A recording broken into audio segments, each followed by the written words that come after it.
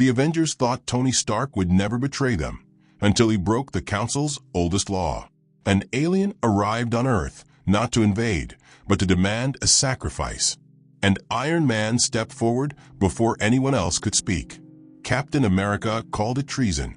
Thor called it madness. But Tony Stark said it was the only way to stop a war no one understood.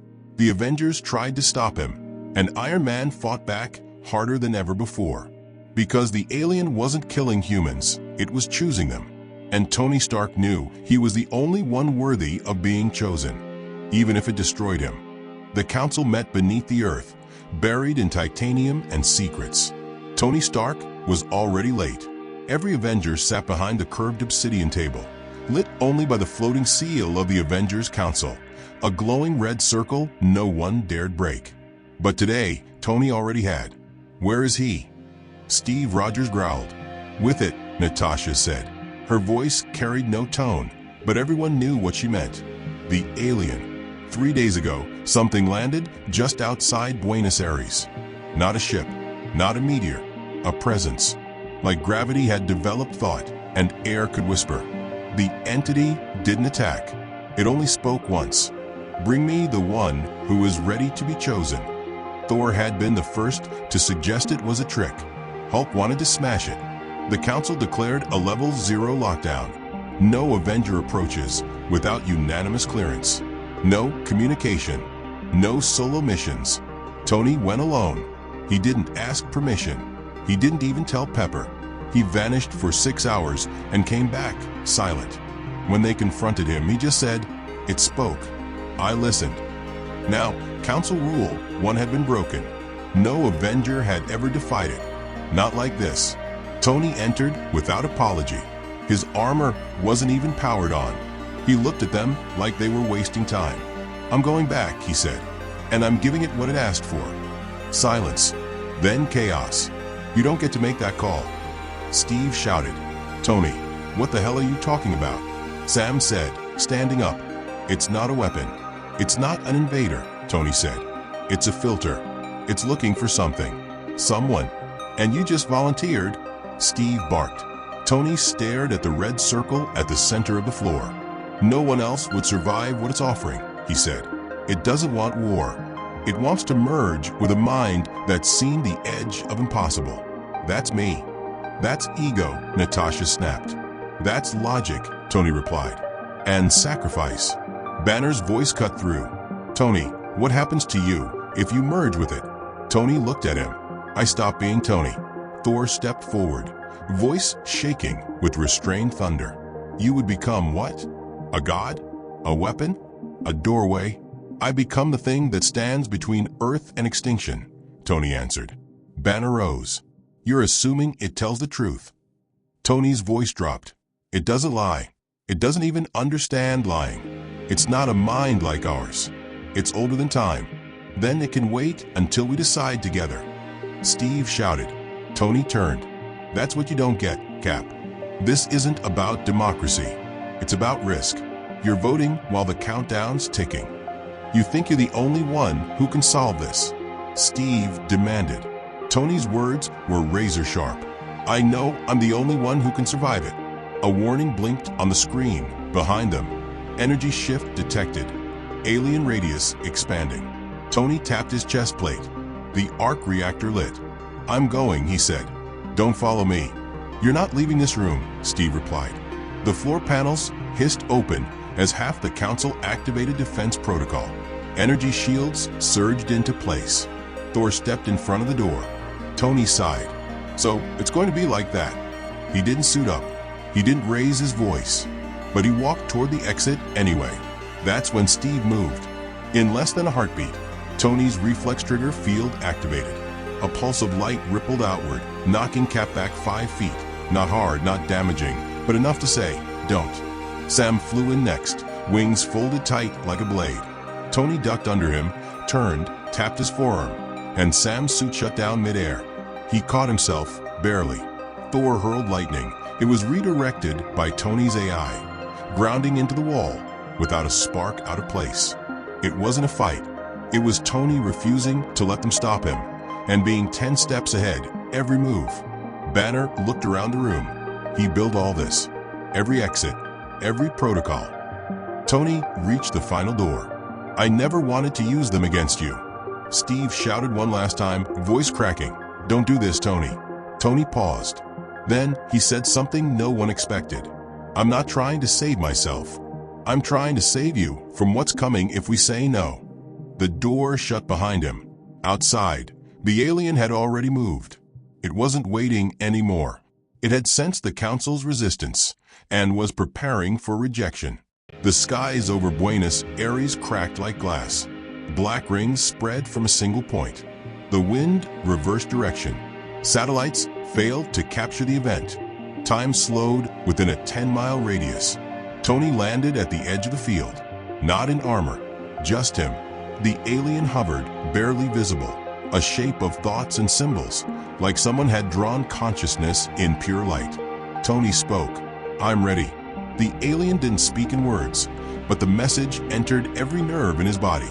You are incomplete, but willing. Tony nodded. Do it before they stop us. And from behind him, they came anyway. Steve, Natasha, Thor, Sam, Banner, every Avenger. They didn't want to stop him now. They just wanted to witness it. Tony turned toward them one last time. If I come back, I won't be me. Steve said nothing. Thor lowered Mjolnir, and the alien touched Tony's chest. There was no pain. There was light, and then silence. The sky sealed shut like a wound, and Iron Man was gone. The world didn't understand what had happened. News stations had no footage. Satellites failed to capture anything useful. All they had were whispers, a flash of light, a pulse of gravity, and the disappearance of Tony Stark. The Avengers didn't explain it. They couldn't. In the debriefing room beneath Avengers Tower, no one said a word. The chairs were full. The table was silent. The air was heavy with something unspoken, guilt. Steve stared at the center of the table, where Tony once kept a miniature arc reactor embedded in the surface. It was dead now, cold. No one knew what Tony had become. Worse, no one knew if he was still Tony at all. Days passed, then a week. Then tremors started around the globe. They didn't come from earthquakes. They came from the sky. From Brazil to Bangladesh, people looked up and saw stars move. Not twinkle, move. Constellations broke alignment. Gravity pulsed. Radio towers melted. Crops grew twice their size. The rules were changing. And every time it happened, one word echoed from civilians like a whisper from the void. Chosen. No one knew what it meant, but it was the same word the alien had spoken before choosing Tony. On the 9th day, the pulse struck Wakanda. Energy towers collapsed. Vibranium reserves surged and went unstable. Shuri called the Avengers. Her voice was calm but urgent. He's coming back, she said. How do you know? Steve asked. Because space just bent, she said, and it bent around his name. Above the Atlantic, the clouds parted unnaturally. Not like weather, like gravity had sliced the sky open, and from it he returned. But it wasn't Iron Man anymore. It was something new, hovering 10 feet above the ocean, glowing with molten lines running across his armorless body. Tony Stark had become more than human, but not quite alien either. His eyes no longer blinked. His skin pulsed with living circuitry, and his voice echoed even before he spoke. Do not approach, he said, though no one was there to hear it with ears. All Avengers satellites captured the same thing, a shape of man and light, floating like a being designed by thought itself. Natasha said what everyone was thinking. He's not wearing a suit. Banner leaned forward. He is the suit. Steve clenched his jaw. He's merged. Fully. And then Tony spoke again, this time through every device on Earth, encrypted and translated without effort. I have returned, and something is following me. Those 7 words froze the planet. Every defense system on high alert. Every Avenger recalled. The Council reconvened, not to judge, but to ask. They invited him. They didn't know how. They just looked up, and he answered. Without ships, without propulsion, Tony Stark stood in the council chamber once more. but his feet never touched the floor. He floated 2 inches above it, every step made without movement. His presence warped time by half a second. Steve stepped forward. Tony. Tony's eyes scanned the room, but not with human sight. He didn't blink, didn't breathe, and then finally he nodded. I remember you. It wasn't what Steve expected. The voice was Tony's, but layered with something deeper, like thousands of memories speaking at once. Steve breathed, trying to hold back emotion. Are you? Tony didn't answer. He turned toward the holoscreen, projected data from a universe Earth couldn't imagine. There is a hunter, he said. It feeds on advanced consciousness. The alien was its prey. Earth is next. Thor stepped forward. Then tell us what to destroy. Tony turned toward him slowly. You can't destroy it. You can only outthink it. And I've been upgraded. Sam narrowed his eyes. So that's why it chose you? No, Tony said. It didn't choose me. I chose it. I gave it permission. Banner whispered. That's what the alien wanted, consent. Tony nodded. The fusion was only possible because I said yes. And now the being that hunted it knows me. Steve gripped the edge of the table. Then we fight it together. Tony's expression barely shifted. You won't survive that. We've faced extinction before, Steve replied. Tony raised a hand. Not like this. A flash of light poured from his fingers, not an attack, but a projection. The entire chamber turned black. Stars exploded across the walls. And in the middle, a shape. Not a creature, not a ship, a pattern. A spiraling intelligence older than galaxies. Something that devoured timelines. Not with fire or force, but calculation. This is what's coming, Tony said. It has no name. It has no language. It only has outcomes. And every outcome ends with Earth consumed, unless one mind stays in the middle and holds the collapse back. Sam asked the only question that mattered. How long can you hold it? Tony answered without pause. Not long enough. Silence. Then Steve stepped forward, voice firm. Then we help. Tony looked at them, really looked, like he remembered who they were, what they meant. I came back because I hoped you would say that.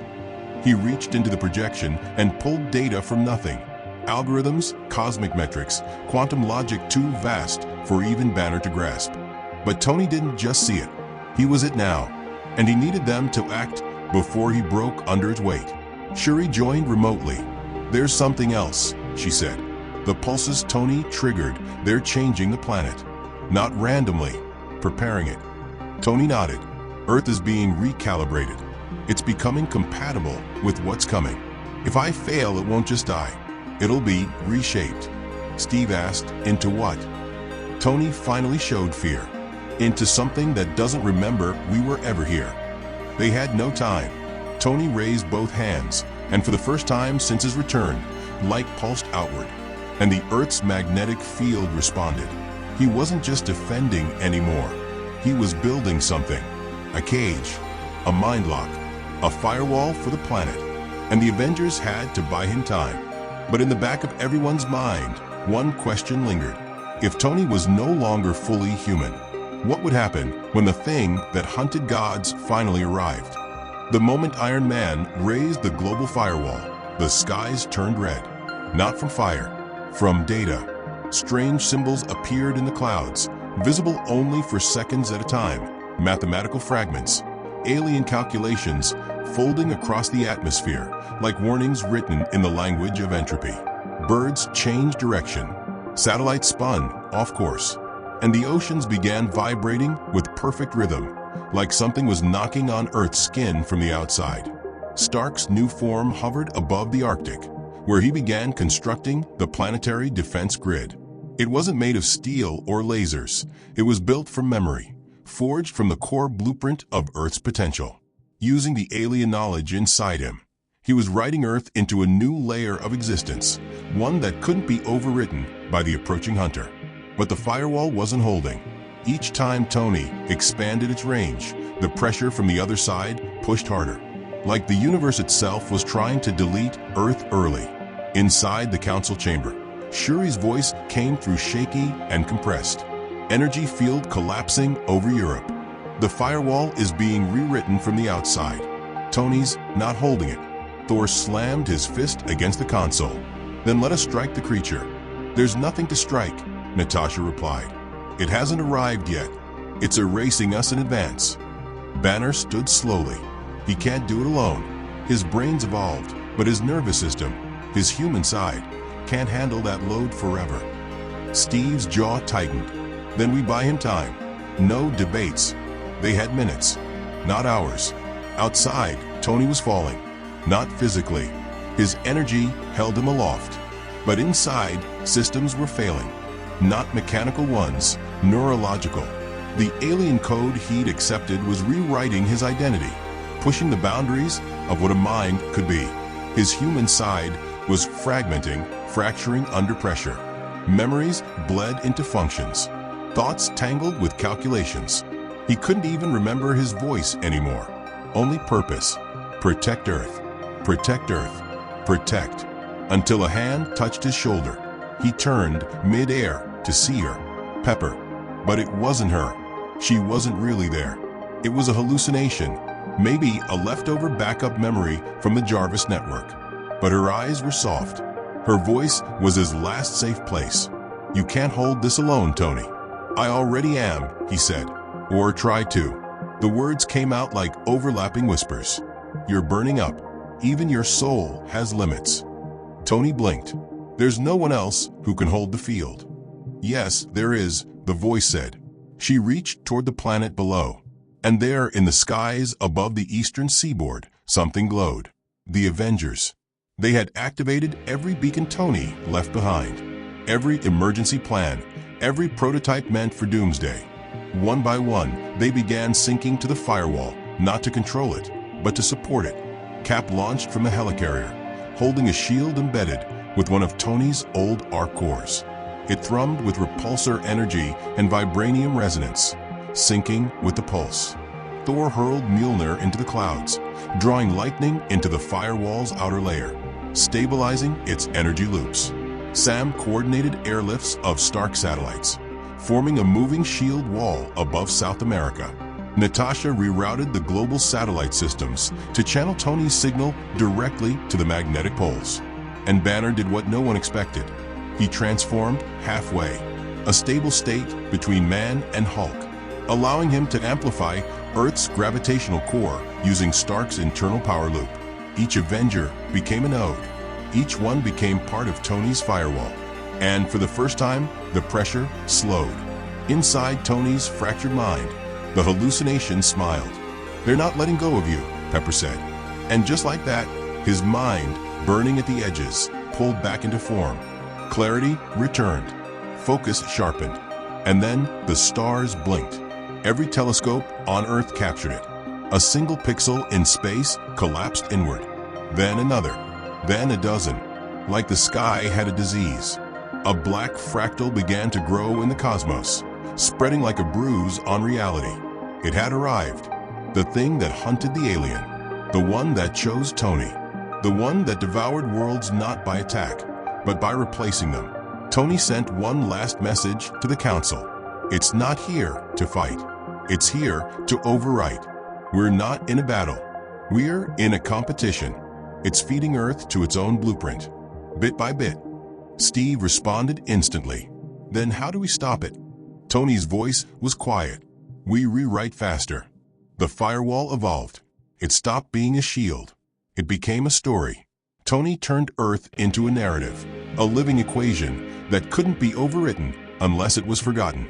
And as the dark intelligence spread across the stars, it met resistance not in force, but in identity. The Earth declared, I exist. I have meaning. I have memory. I have will. And the sky flinched. Just slightly. The overwrite paused. But only for a second. The hunter had never been slowed before. Now, it noticed something odd in its prey. A mind that didn't break. A planet that resisted erasure through purpose.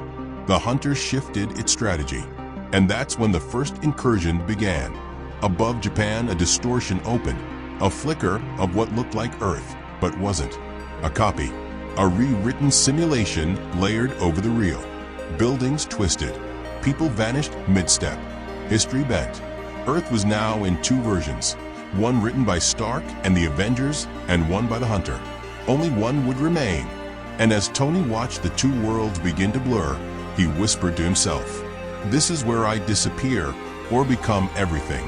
He turned toward the Earth's upper orbit, eyes burning like stars. He activated the final protocol, the one he never wanted to use, the one he never showed to anyone. Protocol, Soul Code. And from deep beneath Stark Tower, something ancient awoke, an AI older than Ultron, buried before Vision was ever born. It wasn't a machine. It was a copy of Tony's humanity, and now it had to fight the version of himself that no longer remembered what it meant to be a man. The incursion spread faster than light. Japan split in two, one real, one rewritten. On one side, people walked streets that still existed. On the other, they blinked into simulation, repeating movements like data caught in a glitch. History was diverging. Earth was splitting into two timelines, both claiming to be real. The Avengers scrambled to stabilize the firewall. Stark floated at the edge of Earth's orbit, watching his reflection in the false world. The Hunter wasn't attacking him, it was replacing him. Replacing everything. That's why Tony activated Protocol, Soul Code. Buried deep beneath Stark Tower, hidden even from Jarvis, was a backup of the original Tony Stark. Not his armor, not his AI. His soul captured the day he realized he might someday stop being human. The moment the Soul Code booted up, Earth shook. A second Iron Man came online. Not glowing, not alien, but real, raw, flawed, angry, human. Built in his old Mark II armor, but powered by a pure arc core made from his original design. Soul Code Tony stepped out from the vault with one mission: stop what the new Tony had become. In the skies above, the original Tony, now merged with alien intelligence, felt it instantly. A pulse of memory, regret, anger, fire, and something even the alien couldn't suppress: shame. Soul Code Tony took off. No enhancements. No alien circuits, just heart, grit, and ancient pain. When he reached low orbit, the Earth shield pulsed between two realities, one written by the Hunter, one defended by the merged Tony. Soul Code flew straight through it. The two Tonys met above the upper atmosphere. One, a celestial being of burning code and perfect logic. The other, a man clinging to imperfection with iron fists. "You're going to burn everything down," Soul Code said. "I'm saving them," the merged Tony answered. "You wouldn't understand. I am you," Soul Code snapped. "And I remember who we are. You remember being weak. I remember being real." Below them, Earth flickered. In the Hunter's rewritten timeline, the Avengers never existed. Wakanda was a wasteland. New York was a smooth monolith of silence. No voices, no laughter. Just calculated calm, perfect order, soulless. Soul Code Tony Dove. He didn't attack the merged version. He attacked the rewrite. Blasting toward the Tokyo breach, he punched straight through the holographic wall and landed in the simulation. It hissed around him, trying to adapt. It couldn't. His arc core was unindexed. His pain unreadable. His humanity unprogrammable. He collapsed the Tokyo breach in seconds. The merged Tony felt it immediately. A feedback spike. The firewall trembled. His calculations broke pattern. Earth tilted back toward its true self. The Hunter noticed. For the first time in millennia, the overwrite failed. And from the other side of the stars, the Hunter blinked, just once. Then it started moving. It was no longer sending code. It was coming itself. The Hunter was no longer just a concept. It breached the stars like a black thought cutting across light, folding galaxies in its path, deleting suns, skipping the laws of space. Not flying, arriving. Tony saw it before anyone else. Not with eyes, through code. Every version of himself trembled. The alien intelligence inside him recoiled. The firewall buckled like a dying breath.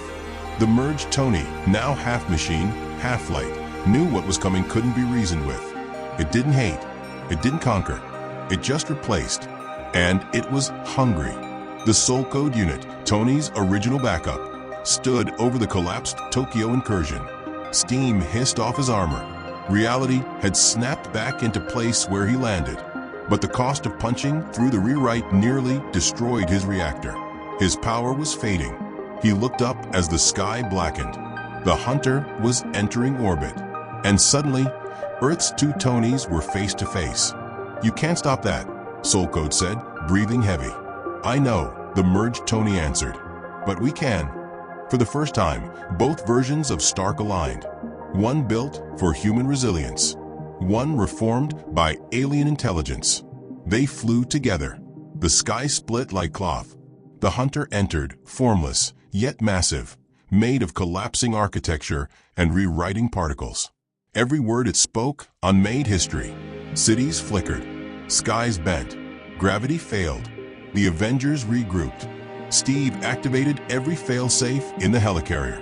Thor roared lightning into the firewall, fusing it with divine power. Banner dropped into the core chamber, syncing his gamma pulses with Earth's magnetic layer. Every hero was giving all they had. But it wasn't enough. The Hunter reached Earth's edge and opened its mind. One phrase echoed across every human brain. "You are not necessary." And Tony, merged and Soul Code both, replied together. "Then we rewrite you." The merged Tony flew straight into the Hunter's core. It wasn't a strike. It was a merge. He uploaded himself, his full identity, into the being's rewrite code. He offered it memory, emotion, chaos, humanity. The Hunter blinked. It had never seen such code, never absorbed emotion as data, never processed love, loss, defiance as logic. And for a split second, it paused. That's when Soul Code Tony detonated his arc reactor. Not to destroy, to inject the final piece. The original code. The broken, arrogant, brilliant heart of the man who started it all. The Hunter consumed it. And it shut down. Not dead, not destroyed, but frozen by paradox. A virus it couldn't understand. Choice. In its silence, it began to rewrite itself into nothing. The sky returned to blue. The breach closed. Earth stabilized. And both Tonys were gone. No body, no armor, no spark, just silence. Weeks passed. The world healed. The council memorialized him twice. Once for the Tony Stark they knew. Once for the one they couldn't explain. But in Wakanda, Shuri discovered something strange. A backup signal. Tiny, almost alive. She played it. A hologram appeared. Tony Stark, smirking, one eyebrow raised. "Well," he said, "that worked better than expected." Cut to black. End.